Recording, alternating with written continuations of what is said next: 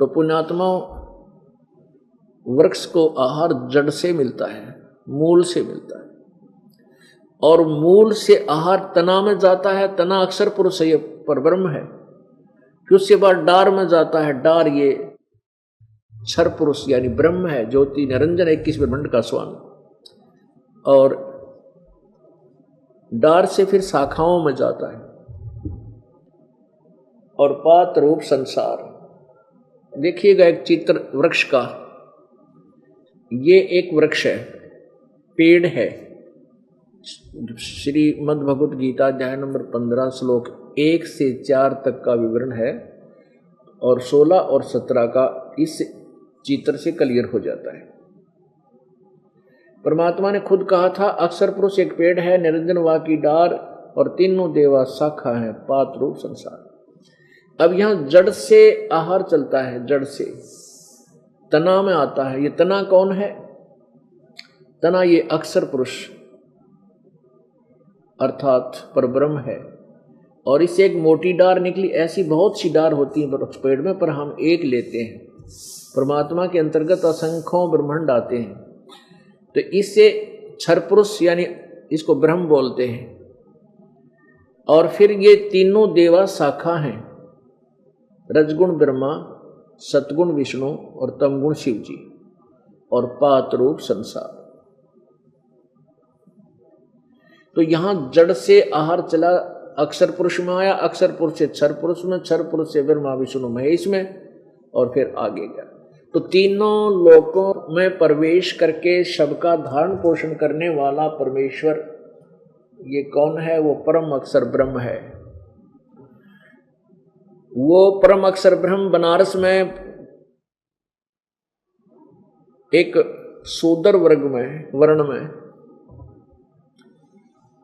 और धानक जाति में, जुलाहा जाति में रहने के कारण जुलाहे की उपमा से सुशोभित हुए।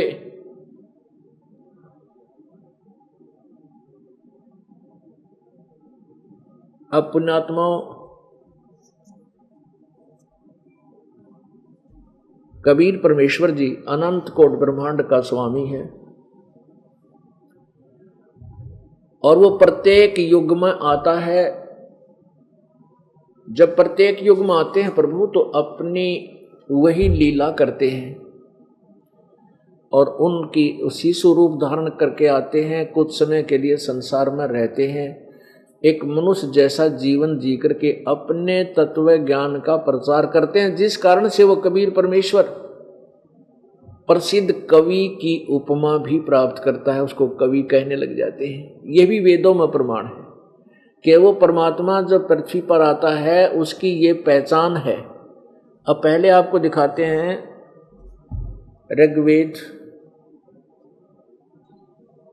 ऋग्वेद मंडल नंबर 9 और 10 से इकट्ठा इन्होंने जिल्द है, अनुवादित है। ऋग्वेद ये कहाँ से प्रकाशित है? प्रकाशक हैं सार्वदेशिक कार्य प्रतिनिधि सभा, महर्षि सिद्धांत भवन, रामलीला मैदान, नई दिल्ली। ऋग्वेद आर्य भाषा भाष्य, महर्षि सिद्धांत सरस्वती कृत। मुद्रक prince offset printers, 1510 Pataudi house, Daryaganj, नई दिल्ली। इसमें देखिएगा ऋग्वेद मंडल नंबर 9, सूक्त नंबर 1, मंत्र नंबर 9।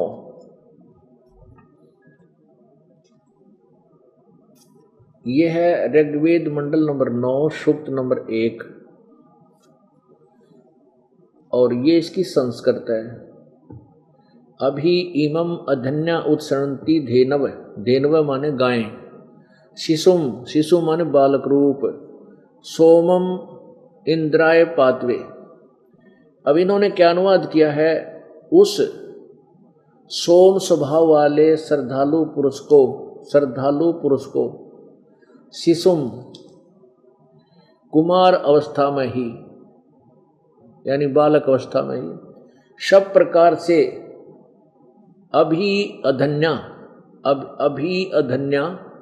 अधन्या का अर्थ लिखा है इन्होंने अहिंसनीय, धेनव माने गौवें तृप्त करती है।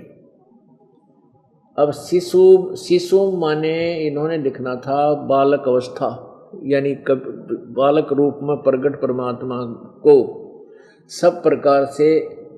अधन्या माने बिना, अभी अधन्या, अभी अधन्या का अर्थ होता है बिल्कुल कंवारी, बिना धनाई। हमारे हरियाणा में गाय को जो नए दूध नहीं होती तो उसको कहते हैं अधन्या, यानी बिना धनाई।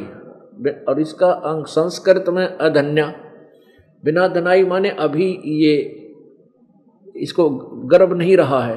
और अभी अधन्या बिल्कुल यानी कंवारी, बिना धनाई। ये देखिएगा, इमम माने उस, सोमम का अर्थ होना चाहिए अमर पुरुष।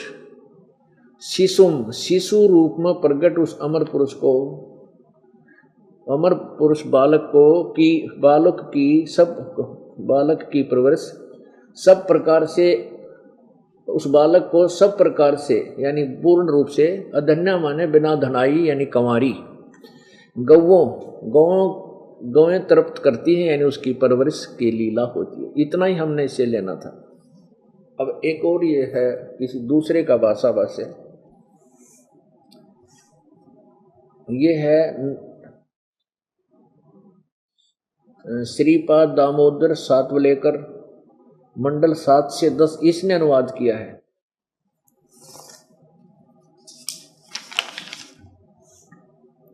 ऋग्वेद भाष्यम महर्षि दान सरस्वती, संपादक दयानंद अर्पण, प्रकाशक है विश्व मानव उत्थान परिषद, इतना केंद्र कैलाश, पूर्वी कैलाश, सामुदायिक केंद्र पूर्वी कैलाश, नई दिल्ली।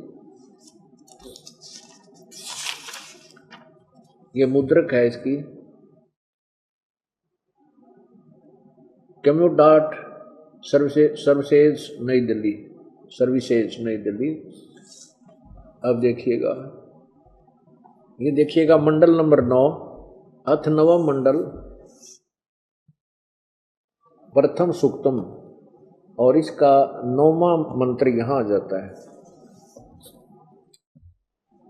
ये मंत्र नंबर 9। इमम शिशुम, इस पुत्र स्वरूप, देखो इस पुत्र स्वरूप सोम के साथ अधन्या धेनव उत, अधन्य गौवें, अधन्य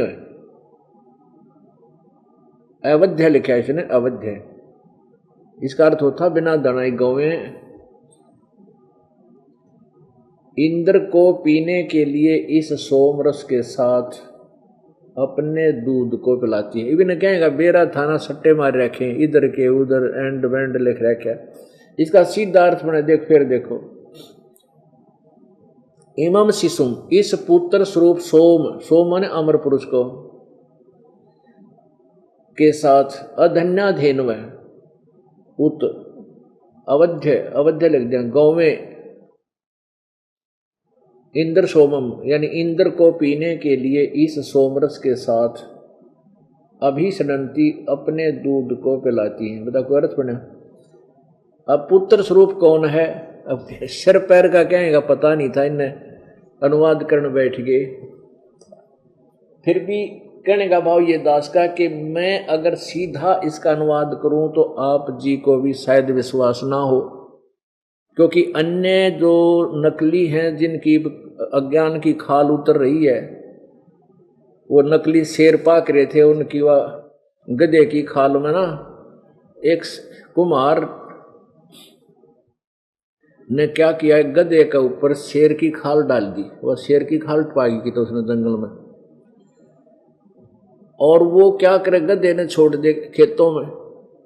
अब रात्रि के समय चांद की रोशनी, चंद्रमा की रोशनी, और वो गधा आसपास के खेतों में चरण लग गया। और वहां रखवाले खेतों के थे, वो भाग जा डर कर, शेर आ गया, शेर से, और बखत से जाकर वो उस गधे ने पकड़ लिया हुआ। वहां पूरा जो है ना आसपास खोप हो गया कि अभी रात्रि के समय शेर आता है और फसल खा जाता है, और हम तो डर के मारे भाग जाते हैं। ये चर्चा चलते चलते एक पड़ोस के गांव में कुम्हार को पता लग गया। उसने सोचा भाई शेर खेती तो नहीं खाया करे, चलो शेर आ तो जावे, पर शेर खेती तो नहीं खाता। तो उसने सोचा कि अवश्य उस गांव के कुम्हार ने, पहले छोटे गांव में आते 20-30 घर होते थे, उसमें एक आधा ही कुम्हार होता था। वो गांव में आया, एक व्यक्ति से बोला भाई तुम्हारे शेर को मैं पहचान दूंगा, उस शेर को मैं देख लेता हूं, उसको वश कर लूंगा। गांव वाले बोले भाई तेरा भला होगा, तू कैसे वश करेगा? कि मैं कर लूंगा, तो मेरे साथ चलो। अगना भाई हम नहीं चले। वो कहने लगे तुम ऊपर चढ़ जियो, वृक्षों पर बैठ जाना। 5-10 वो रखवाले वृक्षों पर चढ़ गए और वो 3-4 गधे ले गया, अपने 2-3 गधे, और वो गधे वहां पर छोड़ दिए, वहीं वृक्षों के नीचे खुले। और वो जो जिसके ऊपर गधे के ऊपर खाल डाल रखी थी शेर की, वो खेतों में चला गया। रखवाले बोले देख वो रहा शेर, वो रहा, वो देख वो रहा। कुम्हार जो वो गया था परीक्षार्थ, वो कहने लगा डट जाओ थोड़ी देर, बोलो ना तुम। थोड़ी देर में क्या हुआ कि वो गधे जो कुम्हार के थे वो आपस में लगे अपनी आवाज लगाने, हु वो हुची लगे ना, उस तरह अपने आवाज अपनी बोली बोलने लगे। उधर से वो जो नकली शेर था वो भी भाईचारे की बोली ने पहचान कर उनकी तरफ भाग लिया और उसी तरह बोलता हुआ वहां पहुंच गया। और वह खाल कितना गई, शेर की खाल उतर गई, अब पे पड़ गई वह जब उसकी बोली, और उधर से वो आ गया। कुमार बोला देख वो गधा था भाई, उसकी बोली से पहचान हुई शेर नहीं ये गधा है। तब उसकी खाल पकड़ कर तारी, वो गधा पहचाना किसका है, कुमार का, और गधा किसका होता। वो कुमार गड़िया फिर गाँव वाला ने अकने कम में तने चलो खेती तक खुआई सो खुआई, मारा और दिल डगा दिया था शेर शेर करके। तो अब ये जितने नकली शेर बन रहे थे इनकी खाल उतार कर दिखा दी दास ने। अब इनके कर्जे पाट रहे हैं, इनको मुश्किल माच रही है, अब क्या करें भाई, कहाँ मरें। फिर क्या करते हैं, रामपाल गुंडा है, बदमाश है, कि जनता का जो ध्यान है सच्चाई से हटाकर बकवाद में लगा जा। लेकिन उनको वो भूल गए, वो समय जा लिया। ये सब पढ़े लिखे शिक्षित है। ये तो 200 वर्ष पहले तो चल रही थी तुम्हारी, इसलिए परमात्मा ने तुम्हें छेड़ा नहीं। अब इसलिए छेड़ा है कि अब बिल्कुल क्लियर हो जाएगा, स्पष्ट हो जाएंगे। 11 अक्टूबर को, इसी 11 अक्टूबर 2009 को पवित्र हिंदू धर्म के माननीय चारों शीर्ष शंकराचार्यों से प्रार्थना की गई है कि वो आध्यात्मिक ज्ञान चर्चा करें। हमारा उद्देश्य ये है कि एक बार भ्रमित समाज को एक दिशा दे दी जावे और ये भटक भरम रहे श्रद्धालु परमात्मा के सीधे मार्ग को पकड़ के अपना जीवन सफल कर सके। तो उसमें ये और क्लियर हो जाएगा अब कौन कितने पानी में। तो कहने का भाव ये है कि इनको ज्ञान तो था नहीं। ये आर्य समाज के जो वेदों के ठेकेदार बन रहे थे, ये ऋषि मैं ऋषि आचार्य, इन्होंने अनुवाद करने की चेष्टा की। अब जैसे रामायण है, रामायण चौपाइयों के अंदर है,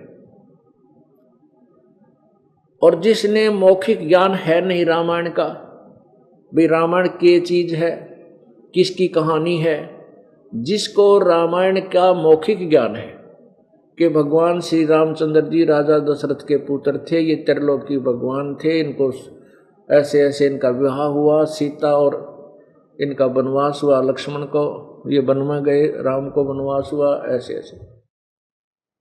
फिर रावण ने सीता उठाई, युद्ध हुआ, फिर वापस आए। ये कहानी जिसको याद है और फिर उन चौपाइयों को वो पढ़ेगा तो वो अनुवाद कर सकता है। हो सकता है एक आधा अर्थ गलत हो सके, लेकिन भाव गलत नहीं हो सकता।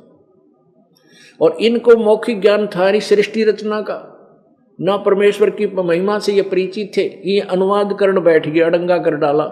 लेकिन फिर भी इनके द्वारा किए गए अनुवाद में भी वह सच्चाई ऊपर आ रही है। भले ही ये उसको ठीक ढंग से जोड़ नहीं सके, लेकिन अर्थ हमें ज्ञान है कि ये भगवान की महिमा, और ऐसे हम इनको सीधे पुर्जे जोड़ देंगे।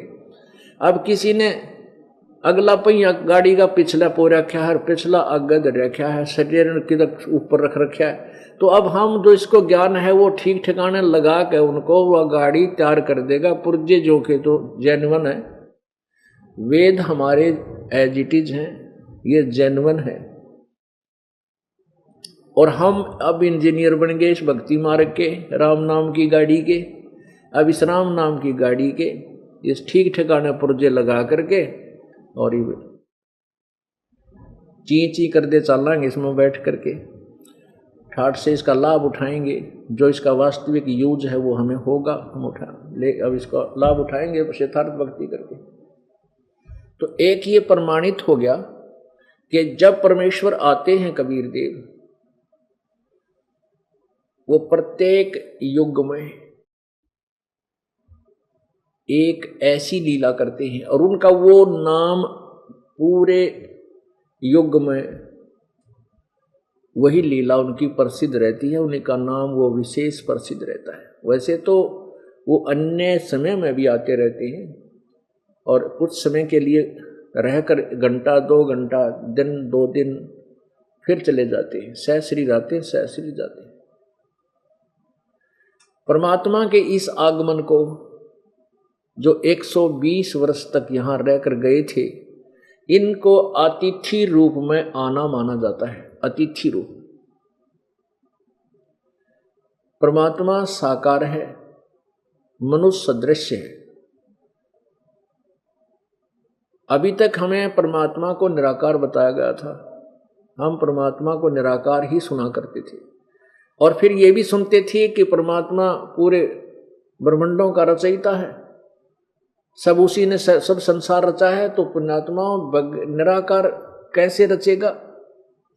निराकार इंजीनियर, निराकार यानी जो साकार नहीं है, तो कोई एक पेचकस बना के दिखा दो मैं, और तो जहाज बनाना बहुत बड़ी बात है, एक पेचकस बनवा दो उस निराकार इंजीनियर पे। पुण्यात्मा परमात्मा साकार है। अब देखो कितना सुंदर शरीर प्रत्येक प्राणी का बनाया, और जिस अंग की जहां आवश्यकता थी वहीं लगाई, जहां 2 की आवश्यकता थी 2 लगाए, एक नाक बंद हो जाए दूसरे में, और सांस का जुगाड़ मुंह भी, नाक भी बंद हो जाता मुंह से। यानी कितना हर तरह सूझबूझ से उस मालिक ने यह पुतला बना के हमें दिया। तो क्या बगैर सोच समझ के, बगैर किसी वो साकार के ये बना सकता है? तो पुण्यात्मा अभी तक हमें ऐसे ही गेड़ में डाल रखा था इन्होंने, भ्रमित लोगों ने, भ्रमित इन कथित ऋषियों ने, महर्षियों ने। इनको स्वयं ज्ञान नहीं था, ये और के बताएंगे। तो इस प्रकार ये परमात्मा की महिमा से अपरिचित होने के कारण पूरा मानव समाज भ्रमित है। अब इस पुण्यात्माओं को, इस भ्रमित समाज को शास्त्र अनुकूल दिशा देने का हमारा प्रयत्न है और परमात्मा इसे सफल करेगा। हम उनसे बार बार प्रार्थना करते हैं। परमात्मा बहुत युग बीत गए, काल का दाव लगा हुआ है, और परमेश्वर ने स्वयं भी 600 वर्ष पहले जब वो आए थे जुलाहे रूप में, यहाँ एक तत्वदर्शी संत की भूमिका कर रहे थे, तब स्वयं भी बताया था कि कलयुग में एक समय जब ये पिछली पीढ़ी आएगी, उस समय समाज शिक्षित होगा और उस समय इस तत्व ज्ञान को सार्वजनिक किया जाएगा। पूरा विश्व परमेश्वर कबीर जी के ज्ञान का लोहा मानेगा, पूरा विश्व स्वीकार करेगा, पूरे विश्व में शांति होगी। और ये हाहाकार मच रही है, आपसी प्यार रहा नहीं, माया माया दिखाई देती है, धन धन दिखाई देता, ना भाई ना बहन दिखता, ना रिश्तेदारी दिखाई देती है, ना माता पिता की तरफ कोई श्रद्धा और आस्था या कोई भाव नहीं रहा। वो इसी तरीके से समाप्त होगा। ज्ञान होगा, ज्ञान के बाद फिर परमात्मा वो सुख देगा जो हम चोरी करके प्राप्त नहीं कर सकते, वो धन देगा, इतना आपको बरकत देगा, ना चोरी से कर सकते, ना हम मिलावट से कर सकते, ना रिश्वत से कर सकते, बल्कि वो पाप बढ़ते हैं और वो धन व्यर्थ जाता है किसी ना किसी बीमारी में या किसी और कारण से, चोरी में, अग्नि में खराब हो जाएगा और पाप शेष रह जाते हैं। और परमात्मा देगा वो 1 नंबर का धन होगा, आपके आने वाली आपदाओं को परमात्मा बचाएगा और ऐसे सुख देगा जैसे नीरू नीमा को असरफी दे दी सोने की, जिसने सारे ब्रह्मांड रच दिए। तो क्या आपका निर्वाह उसके लिए दूभर है? मां के पेट में किसने पाला था? मां के पेट में किसने पाला था? ना कोई इंजेक्शन लानिया डॉक्टर था। पेट में मां के गर्भ में जो भी बच्चा था, लड़का या लड़की, तो वहां किसने पालन किया? किसने इसको संभाला? किसने इसकी स्वास्थ्य का ध्यान रखा? परमात्मा ने। और बाहर आने के बाद भी वही हमारी परवरिश, जो हमारे संस्कारवश है, सबको प्राप्त करवा रहा है। माध्यम भी वही बनाता है, मीडिया भी वही बनाता है, जिससे भी जो करवाना है वही करवाता है। उस परमात्मा के हुक्म बिना पत्ता भी नहीं हिल सकता। भक्ति मुक्ति के दाता सतगुरु, ये भटकत प्राण फिरंदा, उस साहिब के हुक्म बिना नहीं तरवर पात हिलंदा। उस परमात्मा के हुक्म बिना पत्ता का, तरवर का पत्ता भी नहीं हिल सकता। तो सब, अब जैसे इसी का समर्थन हमारी पवित्र गीता जी अध्याय नंबर 15 श्लोक 17 कर रहा है कि उत्तम पुरुषत्व ने, वो वास्तव में सही भगवान, श्रेष्ठ प्रभु तो कोई और है। कौन और है? जो ऊपर वर्णित 16 श्लोक में वर्णित क्षर पुरुष और अक्षर पुरुष से और कोई भिन्न है, वो परम अक्षर ब्रह्म है, परम अक्षर पुरुष है। वो परम अक्षर पुरुष ये कबीर देव है, जो कबीर परमात्मा बनारस में आई थी और तीनों लोकों में प्रवेश करके सबका धारण पोषण वही करता है। जिसने जैसा भी कुछ किया है उन सब का प्रतिफल भी परमेश्वर कबीर देव ही देता है, चाहे ब्रह्मा का फल है, चाहे विष्णु का, चाहे शिव का। अपनात्मा जैसे भगवान विष्णु जी सतोगुण के अवतार श्री रामचंद्र जी ने बाली को मारा था, सुग्रीव के भाई को धोखे से, वो दंड भी विष्णु को भोगना पड़ा। यदि इनके पिता के हाथ में, ब्रह्म के हाथ में निर्णय होता तो ये अपने पुत्र को दंड कैसे देता। अब न्याय जो परमात्मा ने एक विधान बना दिया कि ये भी उस दंड से दंडित होंगे। तो भगवान श्री विष्णु यानी श्री राम जी का फिर श्री कृष्ण रूप में अवतार हुआ, अवतरण हुआ, जन्म हुआ और वही टिट फॉर टेट फिर बदला उसको देना पड़ा। जो बाली वाली आत्मा थी वो शिकारी बना और श्री कृष्ण, विष्णु वाली आत्मा, श्री राम वाली आत्मा श्री कृष्ण बनी और श्री कृष्ण जी के पैर के तलवे में तीर मार के उस बाली वाली आत्मा ने श्री कृष्ण जी का वध किया। वो भी बदला इन्होंने देना पड़ा, वो दंड भोगना पड़ा। तो परमात्मा कबीर जी ने विधान बनाकर और इस काल को दे दिया। अब ये इसका पालन करता है, जैसे कर्म कोई करेगा वैसा फल देगा, इतना ही इनका काम है। अब यहां कर्म काल ने इतने बुरे लगा दिए हमारे कि पृथ्वी ऊपर पग जो धारे, करोड़ जीव एक दिन में मारे। अब जो साधना वेदों में वर्णित है, जो भक्ति विधि अन्य शास्त्रों में वर्णित है, जैसे पुराणों में, गीता जी में, ये साधना पाप नाशक नहीं है, पाप नाशक नहीं है। हाँ, जैसे कर्म करोगे वैसा फल इनसे मिलेगा। पाप नाशक साधना कबीर परमेश्वर के सूक्ष्म वेद में है, वो 5वां वेद है। वो उस वेद का ज्ञान परमात्मा ने स्वयं ही आकर दिया है। वो कबीर वाणी जैसे आपने गीता जी अध्याय नंबर 4 के श्लोक नंबर 32 में देखा, पढ़ा कि जो अध्याय नंबर 4 के 25 से लेकर 30 तक जो साधनाओं का वर्णन है, इस तरह के बहुत प्रकार के जो साधना, यज्ञ, भक्ति विधि उस ब्रह्मण मुखे परमात्मा परमेश्वर सच्चिदानंद घन परमेश्वर की वाणी में विस्तार से कहे गए हैं। और उससे, उस साधना को करने से पूर्ण रूप से मोक्ष प्राप्त हो जाती है। और वो साधनाएं जो सवसम वेद में लिखा है वो कर्म करते करते पूर्ण होती हैं, कर्म करते करते ही वो साधना की जाती है, ऐसा वर्णन है। अब इसका आपको थोड़ा सा दिखाते हैं वर्णन। अपुण्यात्माओं वेदों में आपको दिखाते हैं उस सच्चिदानंद घन की वाणी, कबीर वाणी। उस परमात्मा का क्या नाम है? वो परमात्मा कौन है जो कवि की उपाधि प्राप्त करता? वेद बताते। अब देखिए ऋग्वेद मंडल नंबर 9 के सूक्त नंबर 96 में, ये वही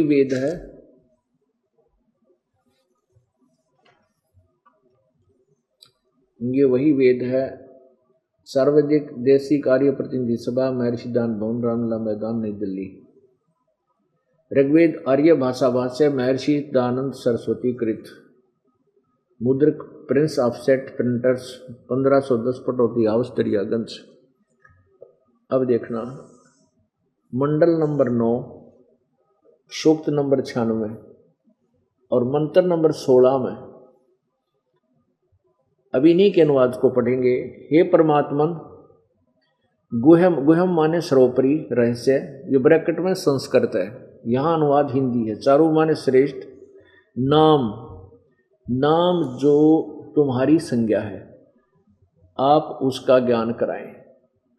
अब इस संस्कृत में क्या है कि गुहम चारू नाम अभर्ष, हम इसका इन्हीं का हिंदी पढ़े। हे परमात्मन, सर्वोपरि रहस्य श्रेष्ठ, जो नाम माने जो आपका नाम है, जो तुम्हारा नाम है, आप उस नाम का ज्ञान कराएं। आपका जो वास्तविक नाम है, श्रेष्ठ माने वास्तविक नाम है, सही नाम है, श्रेष्ठ। अब संस्कृत स्पष्ट बता रही है, गोहम चारु नाम अभ्यर्ष, ये अनुवाद कर रहे हैं। हे परमात्मन, सर्वोपरि रहस्य श्रेष्ठ, जो नाम माने जो आपका नाम है, संज्ञा है, आप उस नाम का ज्ञान कराएं, ये होना चाहिए। अब 17वें में वो ज्ञान कराया है, वो ना भगवान का के नाम है। देखो इसी के 17वें श्लोक में ये कराया है।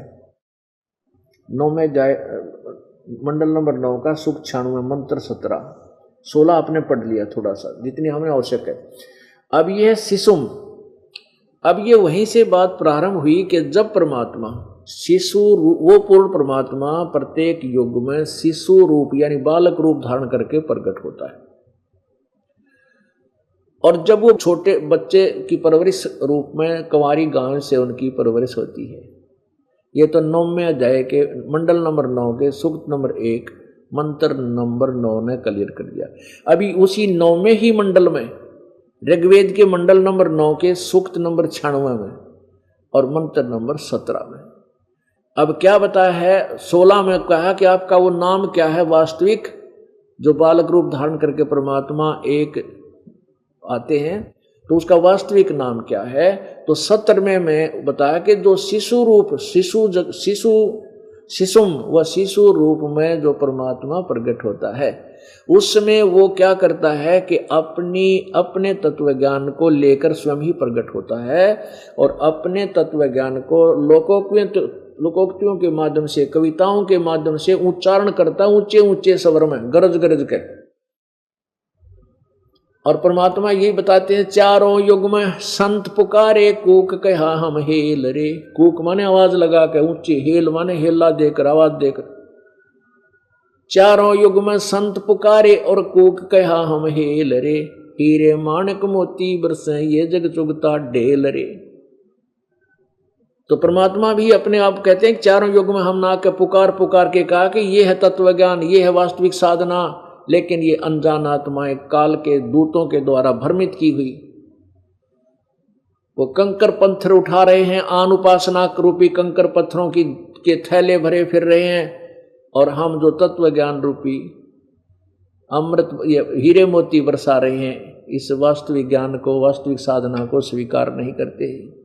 परमात्मा कहते हैं पर भी लेन जात है दुनिया, हमारा ज्ञान किने न सुनिया।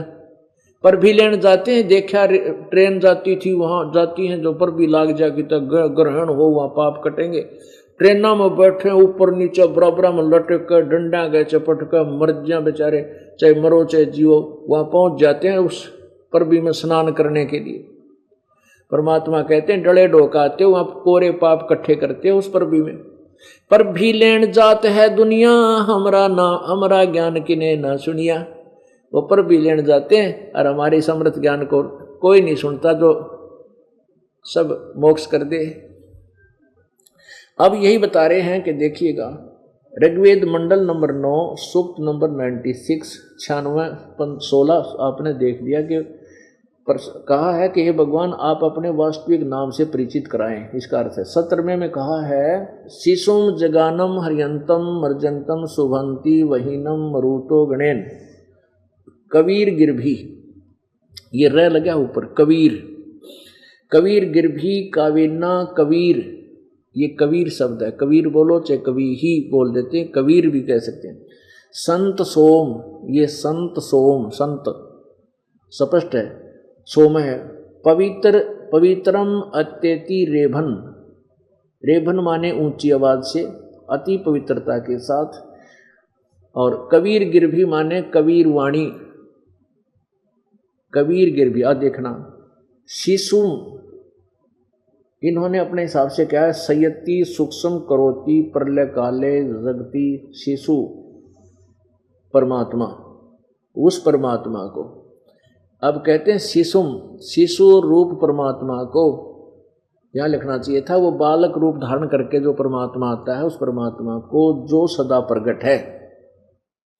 जगानम माने, इसका अर्थ है शिशुम जगानम, जो शिशु रूप में प्रगट होता है, शिशु रूप में प्रगट होता है, जो अत्यंत कमनीय है, उसको उपासक लोग बुद्धि विषय करते हैं और उसकी स्तुति द्वारा उसके गुणों का वर्णन करते हैं। और विद्वान लोग उस गतिशील परमात्मा का गुणों के द्वारा गणों द्वारा वर्णन करते हैं।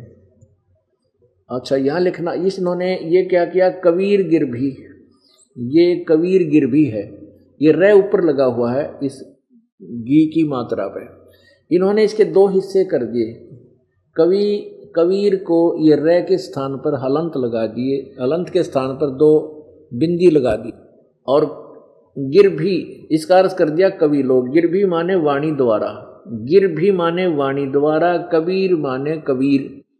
हम न्यू का न्यू लिख दें कबीर वाणी द्वारा, बस कबीर वाणी, हम कबीर बोल देते हैं उसको कबीर वाणी। वेदों में कबीर वाणी, हम कबीर बोलते, हम वै को वै बोलते हैं। ये हमारी जो है ना, हमारी भाषा लोकल भाषा के अंदर है। तो बात वही है, उसको जैसे हम किसी कर्मवीर को कर्मवीर बोलते हैं, धर्मवीर को हम धर्मवीर बोलते हैं, वै बोलते हैं। वेदों को हम वेद बोलते हैं। ऐसे ही इस कबीर वाणी को, कबीर गिरभी को हम कबीर वाणी बोलने, कबीर साहब, कबीर देव को हम कबीर साहब कहने लाएंगे। बस हम लिखण लागे, बड़ी की मात्रा ला कर रे पूरा ला देते हैं, कबीर वाणी है। यही नाम परमात्मा का कबीर, जो वेद बताते कबीर, ये कबीर वाणी द्वारा, यहाँ लिख दें कबीर वाणी द्वारा। और कविताओं से, यानी गा गा के कविताओं की तरह, कविताओं के तौर से स्तुति करते हैं। सोमम, सोम स्वरूप पवित्र व परमात्मा कारण अवस्था में सूक्ष्म प्रकृति को रेभन सन गर्जता हुआ अतिक्रमण करता है। रेभन माने गर्जता हुआ।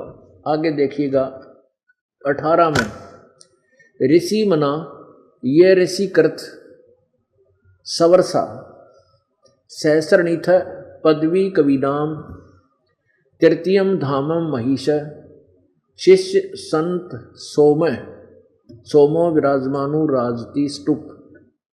अब वो परमात्मा कहाँ रहता है वो भी देखिएगा। सोम स्वरूप परमात्मा पालन की इच्छा करता हुआ जो महान परमात्मा तृतीयम धाम देवयान और पितरान इन दोनों से पृथक तीसरा जो मुक्ति धाम है, तृतीयम धाम माने जो तीसरा मुक्ति धाम है, उसमें विराजमान है। ये ज्ञान योगी इन्होंने गलत लगा दिया। विराजम माने विराजमान है। अच्छा, ऋषि मना सर्व ज्ञान के साधन रूप मन वाला वह परमात्मा जो ऋषिकृत सब साधनों का प्रदाता।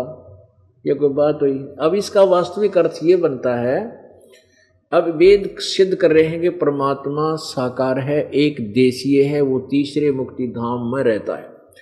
अब मुक्ति धाम कौन सा है? पूर्ण मोक्ष स्थान जो है सतलोक है।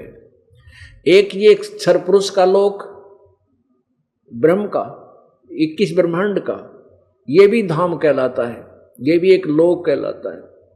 और एक 7 शंख ब्रह्मांड का जो परब्रह्म का, ये भी एक धाम लोक यानी एक इसका लोक कहलाता है। इसमें आगे ब्रह्मांड विभाजित है वो अलग है। जैसे एक देश, प्रत्येक देश में अपने अपने अलग से फिर नाम अलग होते हैं, राज्य न्यारे होते हैं, स्टेट जिले अलग होते हैं। तो तीसरा जो धाम है वो सतलोक है, रत धाम उसको कहते हैं। रत धाम माने अविनाशी, सतलोक, सतधाम, सच्चा लोक जो कभी नष्ट नहीं होता, उसमें वो परमात्मा रहता है। अब तत्व ज्ञान इस दास के पास है, उसके आधार से फिर इन सदग्रंथों को, इन वेदों का अनुवाद सही ढंग से कर दिया। अब वेद तो ओरिजिनल जेन्युइन पार्ट से, स्पेयर पार्ट की दुकान समझ लो। और गाड़ी बनाता है इंजीनियर, इस दास को परमात्मा ने इस राम नाम की गाड़ी बनाने वाला इंजीनियर बना दिया। परमात्मा ने सब कुछ दे रखा है, सारा ज्ञान विद्यमान है। उस ज्ञान को केवल अनुवाद ठीक करना है। अब आपको क्लियर करते हैं, थोड़ा कंसेप्ट बहुत क्लियर हो जाएगा। पुण्यात्माओं, आप परमात्मा प्राप्ति वाले विद्यालय में प्रवेश प्राप्त कर चुके हो। अब जैसे आप जी को ड्रेस अन्य प्राणियों से भिन्न है, बच्चा जो विद्यालय में जाता है, स्कूल जाता है, उसकी ड्रेस न्यारी होती है, उसको सुविधा भी माता पिता बहुत देते हैं, ना उनसे कोई काम लेते हैं विशेष। बेटा बेटी तुम पढ़ो और अपना जीवन सफल करो। तो जिसको भी आज मानव शरीर प्राप्त है इस पृथ्वी पर, वो परमात्मा के पाने वाले विद्यालय का विद्यार्थी है। और जो विद्यार्थी अपना कार्य पूरा नहीं कर रहा है, वो पढ़ नहीं रहा है, तो वो फेल हो जाता है, असफल हो जाता है। फिर वो कितना पश्चाताप करता है कि एक समय एक व्यक्ति एक रोड बन रहा था, सड़क बन रही थी, और वहां पर वो भी, उसकी पत्नी भी वहां मिट्टी डाल रहे थे, मजदूरी कर रहे थे। और वहीं उनके बच्चे रेत के अंदर वृक्ष के नीचे लेटे हुए थे, रेते में कोई खेल रहा था, कोई सो रहा था। उसी समय उसी रोड का एग्जीक्यूटिव इंजीनियर आ गया, यानी एक्शन, और वो उसका सहपाठी था। किसका? जो मिट्टी ढो रहा था। जब वो एक्शन आगे जा चुका अपना, वहां उनके इंस्पेक्शन आदि करके, तब वो व्यक्ति कह रहा है जो वहां मिट्टी डाल रहा था, टोकरियां थे, तसड़ियां थे, वो कहता है ये मेरा सहपाठी था, मेरे साथ पढ़ा करता, मेरे कर्म फूट गए, मैं पढ़ा को नहीं, खेलता फिरता रहा और कुसंगत में पड़ गया, बच्चा के साथ बीड़ी बैड़ी पीने लग गया, मैं पढ़ा को ना। आज देख ये तो गाड़ी में बैठ कर चल रहा है और मैं मजदूरी कर रहा हूँ, और मेरे बच्चे ये रेत में पड़े हैं यहाँ पर, और इसके बच्चे कोठियों में रहते हैं। अब पुण्यात्माओं, परमात्मा कहते हैं ऐसे रोगे तुम जब ये मनुष्य शरीर आपके हाथ से छूट जाएगा। कहते अच्छे दिन पाछे गए, गुरु से किया ना हेत, अब पछतावा के करया चिड़िया चुगी खेत।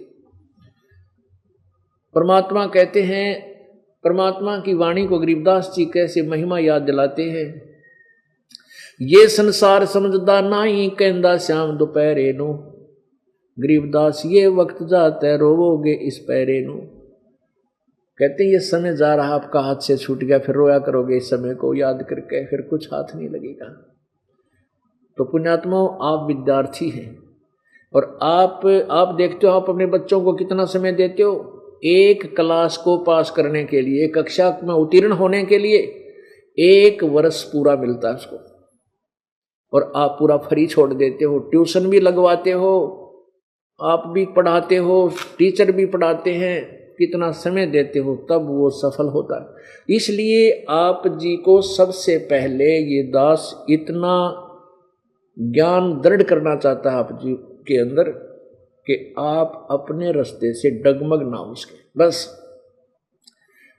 गीता जी अध्याय नंबर 2 के श्लोक नंबर 53 में कहा कि अर्जुन, जिसमें तेरी बुद्धि भिन्न भिन्न प्रकार के भ्रमित करने वाले वचनों से हटकर एक परमात्मा के वास्तविक ज्ञान पर टिकेगी, तब तो तू योग को प्राप्त होगा, तब तो तू भगत बनेगा, जब तक भक्ति के योग होगा।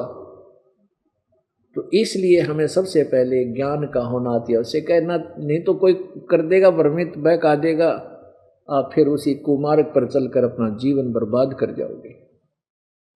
तो अब हाँ, दास आपको थोड़ा समय इसलिए दे रहा है क्योंकि परमात्मा की महिमा बदले रे भगवान तेरा काम आओगा, बदले रे भगवान तेरा काम आओगा। ये तो पता नहीं कितनी वाणी भगवान की हम सुना सकते हैं, गाकर भी सुना सकते हैं, दोहों को भी सुना सकते हैं। वो तो विषय है केवल प्रेरणा देने का। आप पूर्ण प्रेरित हो, आप परमात्मा की खोज में हो, इसलिए आपको ये गूढ़ रहस्य सदग्रंथों के रूबरू करना अति आवश्यक है। जैसे पहली क्लास के बच्चे को जोर जोर से आवाज देकर याद कराते हैं, गिनती कराते हैं, पहाड़े याद कराते हैं, A for Apple, B for book, और फिर उस बच्चे को आगे क्लासेस में जाने के बाद वो ऐसे नहीं बोलता, फिर तो मन मन में उनका रट्टा लगाता है, गूढ़ रहस्यों पर विचार करता है, बहुत अच्छी, फिर अपने गूढ़ रहस्यों में अच्छे ज्ञान को ग्रहण करता है। तो अब आप जो भगवान की तरफ आ चुके हो, आप प्रथम द्वितीय तृतीय क्लास से ऊपर हो, तो जो पहले से लगे हुए हैं, जिनको दूसरा नाम प्राप्त हो गया, वो बच्चे बालक नहीं रहे।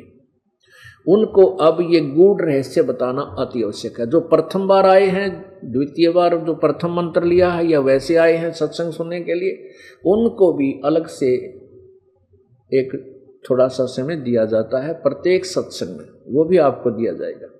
तो अब हम आपको ये बताना चाहते हैं, पहले हम भगवान पहचाने, परमात्मा कौन है, और फिर उस भगवान की भक्ति करें जो पूर्ण मोक्षदायक है। गीता जी अध्याय नंबर 18 के श्लोक नंबर 62 में कहा कि अर्जुन, तू सर्वभाव से उस परमेश्वर की शरण में जा, जिसकी कृपा से परम शांति और शाश्वत स्थान को प्राप्त होगा। अपने विषय में चौथे अध्याय के 5वें श्लोक में और 9वें श्लोक में कहा कि अर्जुन, तेरे और मेरे बहुत जन्म हो चुके हैं, तू नहीं जानता, मैं जानता हूं, मेरे जन्म अलौकिक है। इससे सिद्ध है कि गीता ज्ञान दाता भी नाशवान है, अविनाशी नहीं है। और वो कहता है मेरा मंत्र तो ओम नाम ओम है, 8वें अध्याय के 13वें श्लोक में, और दूसरा कोई मंत्र नहीं है, एक ओम अक्षर है। इसका अंतिम सांस तक भक्ति कर, मुझे प्राप्त होगा। यदि तूने पूर्ण मोक्ष चाहिए, 15वें अध्याय के 4थे श्लोक में कहा कि तत्वदर्शी संत के मिलने के पश्चात तू तत्व ज्ञान रूपी शस्त्र से, तत्व ज्ञान रूपी शस्त्र से इस उलझे हुए अड़ंगे ने काट कर, उलझे हुए ज्ञान को समझकर, उसके पश्चात उस परम पद परमेश्वर की खोज करनी चाहिए, जहां जाने के बाद साधक फिर लौटकर संसार में नहीं आते, और जिस परमेश्वर ने संसार रूपी वृक्ष की रचना की है, और वही पूजा के योग्य है, नथिंग एल्स। तो पुण्यात्माओं, हम उस परमेश्वर को पहचाने, वो कौन है, वो परमात्मा कौन है, कैसा है। तो वेद हमारे को क्लियर स्पष्ट कर रहे हैं कि वो परमात्मा ऐसे आता है, ये लीला करता है। और ये लीला आज तक किसी श्री कृष्ण ने करी हो, श्री राम ने करी हो, या 9 अवतार आ लिए उनने करी होगा, बता दिखाओ, हम उनको भगवान मान लेंगे। अब वो परमात्मा की लीला आज नहीं बता रहा दास, कोई ने सोचा वेद पढ़ के आज लिख दी होंगी इसने कबीर सागर में, ये तो 600 वर्ष पहले लिखा हुआ भगवान की महिमा, और वो आज वेद समर्थन कर रहे हैं, हमारे पवित्र वेद। तो इसलिए नो पहचान हो जाएगी उस लाल की। आपको ये दास लाल और लालड़ी की पहचान करवाना चाहेगा। कैसे? एक समय एक सेठ था, उसके 2 बच्चे थे, उसकी मृत्यु होगी। बच्चे बालक थे, कोई 13-14 वर्ष के। मां चिंतित हुई। उसके बड़े भाई यानी जो मर गया था, उसके बड़े भाई ने सोचा कि बच्चे बालक हैं, क्यों ना इन बच्चों को मैं अपने साथ बिजनेस व्यापार में रख लूं। कुछ दिनों के बाद ये अपने पैरों पर खड़े हो जाएंगे, अपना बिजनेस फिर अलग से कर लेंगे। वो सोच रहा था, इतने में उसकी माँ ने कहा कि बेटा तुम अपने अंकल से जाकर कहो, ताऊ जी से, बड़े को, अंकल को, बड़े पिता के बड़े भाई को हमारे यहाँ हरियाणा में ताऊ बोलते हैं, ताऊ जी। तो उसने अपने पुत्रों से कहा, माँ ने, कि बेटा तुम अपने ताऊ जी के पास जाकर के उनसे प्रार्थना करो कि कुछ समय आप उनके साथ पार्टनरशिप कर लो, बिजनेस में हिस्सा कर लो। तुम बालक हो, उनसे कहो, प्रार्थना करो जाकर के कि आपको साथ रख ले काम धंधे में, हमारे कोई कमाने वाला रहा नहीं। उन दोनों बच्चों ने जाकर ताऊ जी से प्रार्थना की। ताऊ जी कहने लगा, बेटा मैं तो पहले ही सोच रहा था, मैं खुद ही तुम्हारे पास आने वाला था, बहुत अच्छा तुम स्वयं आ गए और मेरे साथ चलो बेटा, बिजनेस सीख लो, व्यापार का एद भेद तुम्हें सारा सिखा दूंगा। तो उसकी माँ ने क्या कहा कि बेटा ले, पूंजी तो हमारे पास है नहीं बच्चों, तेरे पिताजी के समय के रखे हुए लाल हैं। उस माई ने एक गठड़ी, छोटी सी पोटली जिसमें 4-5 वो लाल, जिनको वो लाल कह रही थी, वो जाकर के अपने पुत्रों से कहा कि ले बेटा, ये तेरे ताऊ जी ने दे दो ये लाल, कहीं आवश्यकता पड़े तो इनको गहने रख लेगा, इनको रख लेगा, कहीं गिरवी रखना हो, काम चलाना हो, इनसे अपना उधार सुधार ले लेगा। अब वो बच्चे उन माँ के द्वारा दिए गए लाल वो गठड़ी लेकर गए, छोटी सी पोटली, और कहा, ताऊ जी मेरी माँ ने कहा कि हमारे पास पैसे तो है नहीं, इन कुछ लाल हैं मेरे पिताजी के समय के रखे हुए, इनको ले लो और कहीं आवश्यकता पड़े तो गिरवी रख लेना, फिर छुड़वा लेंगे अपने।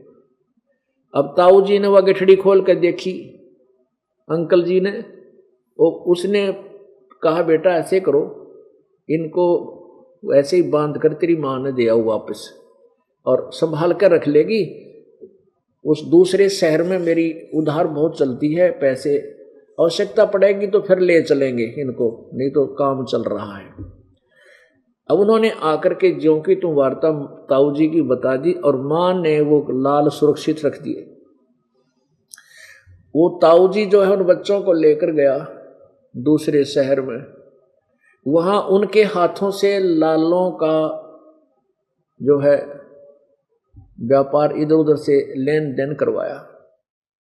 अब एक दिन किसी व्यक्ति से 50,000 रुपये का सामान खरीदा। जहां वो धर्मशाला में रुके हुए थे ताऊ और वो दोनों बच्चे, अंकल और वो बच्चे, वहां आकर के उस ताऊ जी ने कहा कि बेटा लो ये लाल है, इस लाल को ले जाओ और उसको देकर आओ जिससे 50,000 का सामान लाए हैं, उसको कह के आया था मैं कि तेरे पास हम लाल गिरवी रख देंगे। उस लड़के, वो दोनों बच्चे भाई वाले, उस ले करके उन लालों को उस सेठ के पास गए। सेठ जी से कहा कि सेठ जी मेरे ताऊ जी ने ये लाल गिरवी रखने के लिए कहा, तेरे से 50,000 का सामान लेकर गए हैं, इस लाल ने गिरवी रख लो, वापस आवेंगे फिर हम अपने पैसे देकर ये लाल छुड़वा लेंगे। अब उस सेठ ने एक व्यक्ति बुलाया, जौहरी, जो लाल परख करता है, उसको बताया भी देखना देखना ये लाल ठीक है। जौहरी ने देखकर बताया कि लाल नहीं सेठ जी, ये तो लालड़ी है, लालड़ी है, और ये तो 100 रुपये की भी कोनी, लाल तो 9 लाख रुपए का होता है, ये लालड़ी नहीं है, ये लाल नहीं है, लालड़ी है। अब उस सेठ जी ने गुस्से में आकर के वो लालड़ी जो थी लाल के स्थान पर जो ले गई थी वो बाहर मारी गली में फेंक के, और कहने लगे उस बच्चों को कि तुम्हारा ताऊ अब मुझे धोखा देना चाहता है। वो आदमी ऐसा तो नहीं लगता था, बहुत नेक आदमी था, मैं क्या मना करूं था, पैसे फिर दे देते हैं, मेरे साथ धोखा करने आए हो तुम, ये लाल नहीं लालड़ी है, देख तुम्हारे सामने ये बता रहा है जौहरी। अब वो दोनों बच्चे बड़े चिंतित हुए, उस उठाकर उस गली में पड़े हुए उस लाल को अपने ताऊ जी के पास आए। ताऊ जी से कहा, ताऊ जी वो सेठ बड़ा नालायक आदमी है और उसने हमारे साथ बदतमीजी की, आपको भला बुरा कहा है, और कहने लगा ये एक आदमी बुलाया उसने कोई, उसने कह दिया ये लाल नहीं लालड़ी है। और ताऊ जी ने बोला तेरे ताऊ जी ना, सेठ कहने लगा तेरे ताऊ जी धोखा करने लग गए, अब ऐसे व्यक्ति तो नहीं लगते थे, क्या बात होगी उन्होंने, मैं क्या मना करूं था, मैंने क्या उसको कभी उधार देने से मना किया है, वो क्यों मेरे साथ ऐसा किया, उसने ये नकली लाल बेच दिया। अब वो ताऊ जी को तो पता था कि मैंने जानबूझकर लालड़ी दी है ताकि ये बच्चे इनका झटका लगे, कोई धमका, वही ध्यान से देखेंगे उसको। तो सेठ ने कहा बेटा हो, अरे बेटा ये लालड़ी सचमुच लालड़ी है, लाल नहीं है ये, वो दूसरी तरफ रखा था लाल, कहा देख बेटा यू है लाल, अब लेकर जाओ, देखो इसमें कितना अंतर है। अरे बेटा मेरे धोखा लग गया, गलती से दे दियागा, लाल के स्थान पर मैंने लालड़ी दे दी बेटा। अब वो दोनों बच्चे फिर गए सेठ के पास और जाकर कहा ले सेठ जी मेरे ताऊ जी से धोखा हो गया, धोखे से लाल के स्थान पर लालड़ी दे दी गई, मेरा ताऊ ऐसा नहीं जैसा तू कह रहा था। वो सेठ बोला भाई बात तो तुम्हारी ठीक है बच्चा, तुम्हारा ताऊ ऐसा तो नहीं है, लेकिन वो तो भाई लालड़ी थी। और वो फिर बनाया वही व्यक्ति जौहरी, सेठ ने, जौहरी ने देखते ही बता दिया कि हाँ ये लाल है, ये लाल है, वो लालड़ी थी। अब उन बच्चों ने वो झटका लगा बच्चों का, तो उनको करड़ी खूब पहचान होगी, लाल और लालड़ी कति मन में बस गई कि ऐसा लाल होता है, ये ऐसी लालड़ी होती। अब उनका अंकल जी व दोनों बच्चे वापस स्वदेश लौट आए। अब उस ताऊ जी ने कहा, अंकल ने कहा कि जाओ बेटा ये वापस चलाएंगे 1-2 दिन में, तेरी माँ से वो लाल ले आओ, और वहाँ आगे की गिरवी गिरवी रखने पड़ेंगे, जरूरत पड़ सकती है, ले आओ जाकर। दोनों बच्चे भागे गए और जाके कहने लगे माँ कहने लगे आगे बेटा तुम आगे आ जाओ खाना खा लो। न बोलिए न कहने लगे खाना पीछे खावांगे, पहले वो लाल दे दो, तूने रखे ना, ताऊ जी के ऊपर बहुत कर्जा हो गया है और हम जाएंगे कल परसों ये लाल देने हैं ना वहाँ पर गिरवी रखने खातिर। माँ बोली ले बेटा तुम्हारे लिए रखे थे मैंने, तो वड्याई पोटली बुढ़िया काट गए। बच्चा ने सोची देखते ना लाल है लालड़ी कहीं फिर क्यों न पहचान होगी थी। अब उन्होंने खोल कर देखी वह गठड़ी वह पोटली, बच्चा ने वहीं पटक दिए ठाक है। कहने लगे माँ तू तो बहुत भोली है, आप तो कति भोली हो, ये लाल नहीं लालड़ी है, ये लाल नहीं है माँ, ये तो लालड़ी है, तो 100 रुपये की भी नहीं है। वह माँ बोली बेटा मुझे नहीं मालूम, तेरे पिता के समय के रखे थे, मैंने सोचा लाल होंगे, चमक रहे थे ये। अब वो दोनों बच्चे मुंह लटकाए हुए मायूस होकर के अपने अंकल जी के पास आए। कहने लगे ताऊ जी मेरी माँ है ना वह भोली है, उसको कुछ नहीं पता बेचारी को, हैं वह लाल नहीं थे ताऊ जी, वो तो लालड़ी है, सारी लालड़ी है। अब वो ताऊ जी बोला बेटा ये लालड़ी उस दिन भी लालड़ी थी जिस दिन तुम लेकर आए थे, और यदि मैं कह देता ये लाल नहीं लालड़ी है तो तेरी माँ ये कहती कि मेरे सिर पर धनी नहीं है, बच्चों का पिता मर गया, आज तो मेरे लालों को भी लालड़ी बतावा है यू। तेरी माँ का कभी विश्वास नहीं होता बेटा। और मैंने तुमको इतना जो है ना पारखू बना दिया कि तुमने स्वयं निर्णय कर लिया लाल और लालड़ी का। तो पुण्यात्माओं, अभी तक हम ये अन्य भगवान जो हैं ये तो लालड़ी समझ लो, और ज्ञान जो तुमने ग्रहण किया वो तो लालड़ी समझो, और ये दास जो सदग्रंथों से आपके समक्ष रख रहा है, रूबरू करा रहा है, ये लाल समझो। अब आपको इन सदग्रंथों से इतना परिचित करा दूंगा कि तुम स्वयं निर्णय कर लोगे अपने अपने धर्म के और अपने अपने गुरुजी के द्वारा दिए गए ज्ञान और भक्ति साधन को। आपको लालों की परख करने योग्य बनाना चाहता हूं। आप स्वयं कह दोगे अपने गुरुदेव और अपने ग्रुप के लोगों को कि ये लाल नहीं, ये लालड़ी है, ये साधना ठीक नहीं है, ये व्यर्थ है। इसलिए आपका ये समय अधिक से अधिक दास लेता है, नहीं तो 1 घंटे का सत्संग एक दिन में बहुत हो जाए, महीने में 1 बतेरा।